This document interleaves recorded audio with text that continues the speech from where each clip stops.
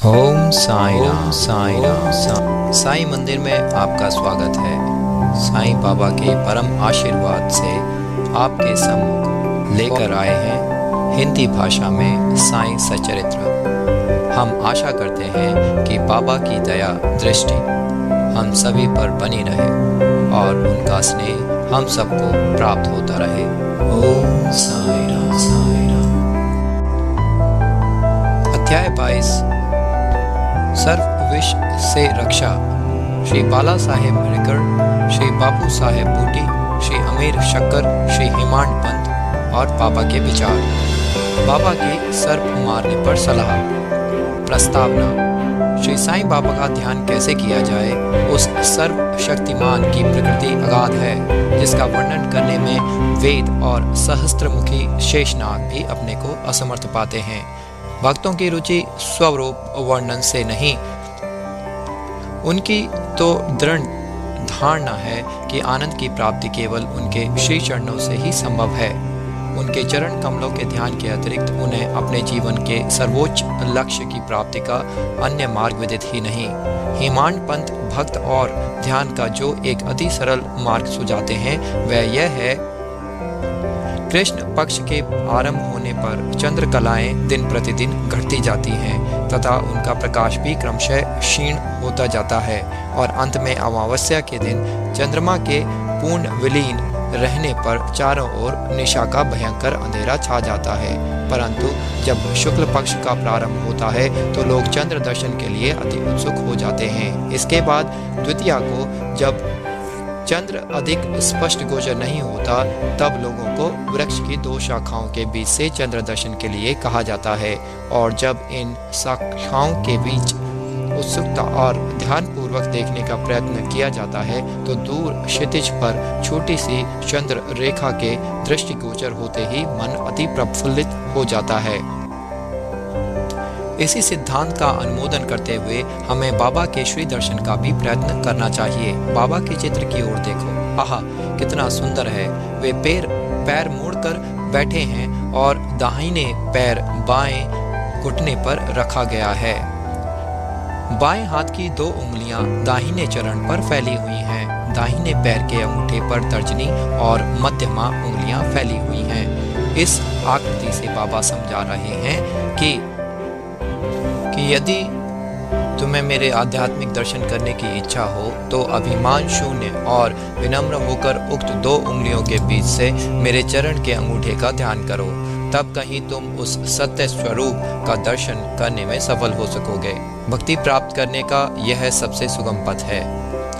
अब एक क्षण श्री साईं बाबा की जीवनी का भी अवलोकन करें। साईं बाबा के निवास से ही शिरडी तीर्थ स्थल बन गया है। चारों ओर के लोगों की भीड़ प्रतिदिन बढ़ने लगी है तथा धनी और निर्धन सभी को किसी न किसी रूप में लाभ पहुंच रहा है।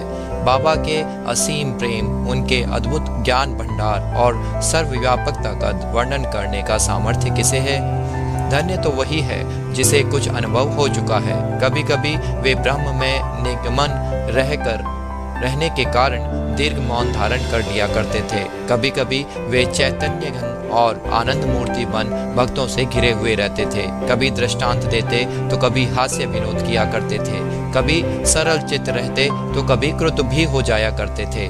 कभी संक्षिप्त और कभी घंटों प्रवचन किया करते थे। लोगों की आवश्यकता अनुसार ही भिन्न भिन्न प्रकार के उपदेश देते थे।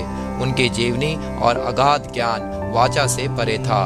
उनके मुखमंडल के अवलोकन, वार्तालाप करने और लीलाएं सुनने की इच्छाएं सदा अतृप्त ही बनी रहीं। फिर भी हम फूले ना समाते थे। जल वृष्टि के कणों की गणना की जा सकती है। वायु को भी चर्म की थैली में संचित किया जा सकता है, परंतु बाबा की लीलाओं का कोई भी अंत ना पा सका। अब उन लीलाओं में से एक लीला का यहाँ भी दर्शन करें। भक्तों के संकटों के घटित होने के पूर्व ही बाबा उपयुक्त अवसर पर किस प्रकार उनकी रक्षा किया करते थे। श्री बाला साहेब मिरीकर, जो सरदार काका साहेब के सुपुत्र तथा कोपर गांव के मामलादार थे, एक बार दौरे पर चित्ती जा रहे थे। तभी मार्ग में वे साईं बाबा के दर्शनार्थ शिरडी पधारे। उन्होंने मस्जिद में जाकर बाबा की चरण वंदना की और सदैव की भांति स्वास्थ्य तथा अन्य विषयों पर चर्चा की। बाबा ने उन्हें चेतावनी देकर कहा कि क्या तुम अपनी द्वारका माई को जानते हो? श्री बाला साहेब इसका कुछ अर्थ न समझ सके, इसलिए वे चुप ही रहे। बाबा ने उनसे पुनः कहा कि जहाँ तुम बैठे हो वहीं द्वारका माई है। जो उसकी गोद में बैठता है वह अपने बच्चों के समस्त दुखों और कठिनाइयों को दूर कर देती है। वह मस्जिद माई परम दयालु है। सरल हृदय भक्तों की तो वे माँ है और संकटों में उनकी रक्षा अवश्य करेगी। जो उसकी गोद में एक बार बैठता है उसके समस्त कष्ट दूर हो जाते हैं। जो उसकी छत्र छाया में विश्राम करता है उसे आनंद और सुख की प्राप्ति होती है। तदोपरांत बाबा ने उन्हें ऊदी देकर अपना वर्ध हस्त उनके मस्तक पर रखकर आशीर्वाद दिया। जब श्री बाला साहेब जाने के लिए उठ खड़े हुए तो बाबा बोले कि क्या तुम लंबे बाबा अर्थात सर से परिचित हो? और अपनी बाईं मुट्ठी बंद कर उसे दाहिनी हाथ की कोहनी के पास ले जाकर दाहिने हाथ को सांप के सदृश हिलाकर बोले कि वह अति भयंकर है, परंतु द्वारका माई के लालों का वह कर ही क्या सकता है। जब स्वयं ही द्वारका माई उनकी रक्षा करने वाली है तो सर्प की सामर्थ्य ही क्या है। वहां उपस्थित लोग इसका अर्थ तथा मिरकर को इस प्रकार चेतावनी देने का कारण जानना चाहते थे, परंतु पूछने का साहस किसी में भी न होता था। बाबा ने श्यामा को बुलाया और बाला साहेब के साथ जाकर चितली यात्रा का आनंद लेने की आज्ञा दी। तब श्यामा ने जाकर बाबा का आदेश बाला साहेब को सुनाया। भी आश्चर्य हुआ। तब वे तथा अन्य व्यक्ति वहां से धीरे से हटे और अपने हाथ में लाठियां ले लीं। सर्प धीरे धीरे कमर से नीचे उतर आया। तब लोगों ने उसका तत्काल ही प्राणांत कर दिया। जिस संकट की बाबा ने भविष्यवाणी की थी वह टल गया और साईं चरणों में बाबा साहेब का प्रेम दृढ़ हो गया। बापू साहेब बूटी। एक दिन महान ज्योतिषी श्री नाना साहेब डेंगले ने बापू साहेब बूटी से, जो उस समय शीट में ही थे, कहा, आज का दिन तुम्हारे लिए अत्यंत अशुभ है और तुम्हारे जीवन को संकटप्रद है। यह सुनकर बापू साहब बड़े अधीर हो उठे। जब सदैव की भांति वे बाबा के दर्शन करने गए तो वे बोले कि ये नाना क्या कहते हैं? वे तुम्हारी मृत्यु की भविष्यवाणी कर रहे हैं, परंतु तुम्हें भयभीत होने की किंचित मात्र भी आवश्यकता नहीं है। इनसे दृढ़तापूर्वक कह दो कि अच्छा देखें काल मेरा किस तरह अपहरण करता है। जब संध्या समय बापू अपने शौच गृह में गए तो वहां उन्हें एक सर्प दिखाई दिया। उनके नौकर ने भी सर्प को देख लिया और उसे मारने को एक पत्थर उठाया। बापू साहब ने एक लंबी लकड़ी मंगवाई, परंतु लकड़ी आने से पूर्व ही वह सांप दूरी पर रेंगता हुआ दिखाई दिया और तुरंत ही दृष्टि से ओझल हो गया। बापू साहब को बाबा के अभयपूर्ण वचनों का स्मरण हुआ और बड़ा ही संतोष हुआ। अमीर शक्कर कोरले गांव का निवासी था, जो कोपर गांव तालुके में है। वह जाति का कसाई था और बांद्रा में दलाली का धंधा किया करता था। वह प्रसिद्ध व्यक्तियों में से एक था। एक बार वह गठिया रोग से अधिक कष्ट पा रहा था। जब उसे खुदा की स्मृति हो आई तब काम धंधा छोड़कर वह शिरडी आया और बाबा से रोग निवृत्ति की प्रार्थना करने लगा। तब बाबा ने उसे चावड़ी में रहने की आज्ञा दे दी। चावड़ी उस समय एक अस्वस्थकारक स्थान होने के कारण इस प्रकार के रोगियों के लिए सर्वथा अयोग्य थी। गांव का अन्य कोई भी स्थान उसके लिए बेहतर होता, परंतु बाबा के शब्द तो निर्णयात्मक तथा मुख्य औषधि स्वरूप थे। बाबा ने उसे मस्जिद में न आने दिया और चावड़ी में ही रहने की आज्ञा दी। यहाँ उसे बहुत लाभ हुआ। बाबा प्रातः और सायंकाल चावड़ी से निकलते थे तथा एक दिन के अंतर से जुलूस के साथ वहाँ आते और वहीं विश्राम किया करते थे।